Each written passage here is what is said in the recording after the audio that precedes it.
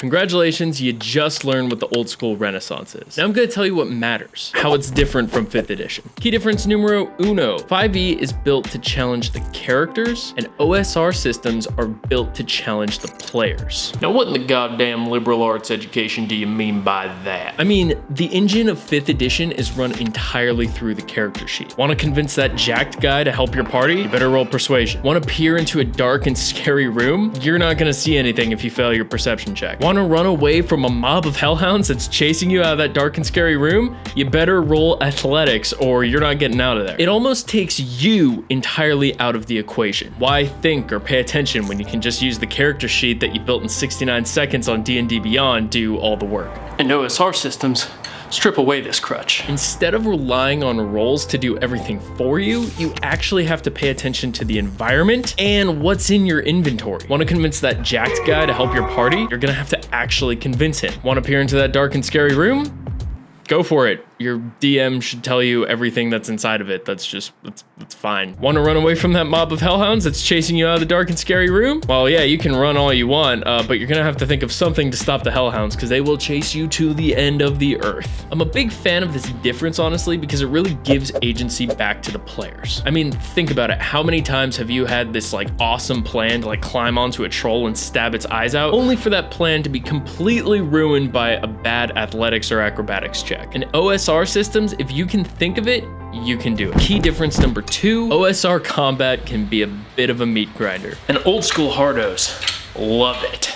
5th edition is built almost entirely around combat. As the rules are written, you need to defeat monsters to get XP. So obviously combat is meant to be balanced, which really means that it actually favors the players over the monsters. Especially if you zoom out a bit and look at the adventure as a whole, it absolutely favors the players. Now, zooming back in on the combat level, this manifests itself in the form of higher HP totals, higher damage totals, and a lot more spells and abilities that directly harm whatever it is that you're fighting. Zooming out, this manifests itself in how easy it is for the player characters to recharge before their next fight. I mean, in 5th edition, you can take like an hour break and immediately all your cuts and bruises heal. And you can break your freaking ribs, but hey, a good night's sleep and you're all patched up and ready to go. And OSR systems aren't nearly this forgiving. Within combat itself, players don't have nearly as much health, they don't deal nearly as much damage, and all their spells tend to be more utility-based than like damage-based. Outside of combat, there's no such thing as a short rest, and players only get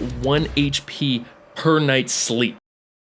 This means players have to really think about whether or not they want to engage with a monster in combat. And if they do want to take it to combat, they really have to think about their prep and tactics. There's no relying on lucky dice rolls when you're in the shit, and there's no relying on rest mechanics when you're out of the shit. But why would they do this? I mean, if killing monsters is a total bitch, how are you supposed to get XP? That brings me to key difference number 3. OSR systems are built around exploration, not combat. The reason combat's such a bitch in OSR systems is because you're not playing old school essentials or basic fantasy game or Knave to kill stuff. You play it to explore dungeons and get loot. And to incentivize that playstyle, most old school games give XP for the loot you get, not the monsters you kill. What? How does it even work? Typically, you get XP when you get the loot, and you get more XP when you bring the loot back safely. Now, in 5e, exploration and dungeon delving are pretty much left up to the GM. There aren't any real rules in the player's handbook or the DM's guide on how to make dungeon delving actually fun. And if you Google how to make exploration fun in D&D, you're gonna get about 1,000 articles of people trying to tackle this challenge. In many OSR systems, such as basic fantasy role-playing game, there's entire sections of the rulebook that illustrate exploration mechanics and how to make exploration actually fun. What? You mean it's not a freeform mess that most people skip over? Goddamn right. On a totally irrelevant note, key difference number 4. 5th edition is all about a pre-planned narrative, and OSR systems are all about developing a story. What sort of master's PhD thesis are you talking about? Witcher 3 follows a phenomenal narrative. Sure, there are tons of options throughout the game, tons of side quests you can do, and all sorts of options on how to play it, but ultimately you're playing Geralt's story. 5th edition tends to follow the same formula. Yeah, I know.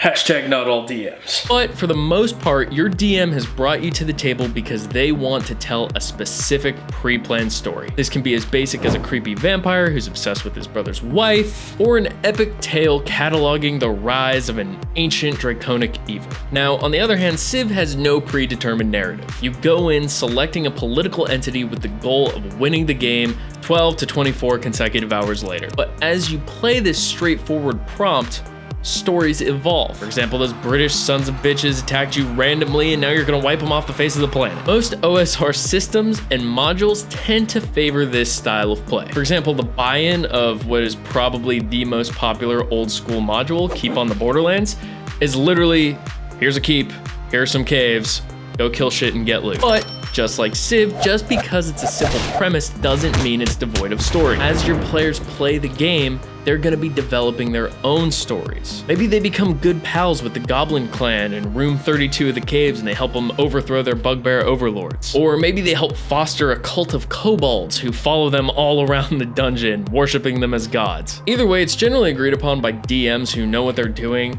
that this style of storytelling is way better than the alternative because, newsflash, nobody gives a shit about the tragic tale of Count Strahd the Wise. It's not a story the Jedi would tell you. Key difference number 5. In 5th edition, you're playing superheroes. In old school Renaissance games, you're playing average Joes. Look, in 5th edition, your character at level 1 is basically Aragorn, and you only go up in power from there.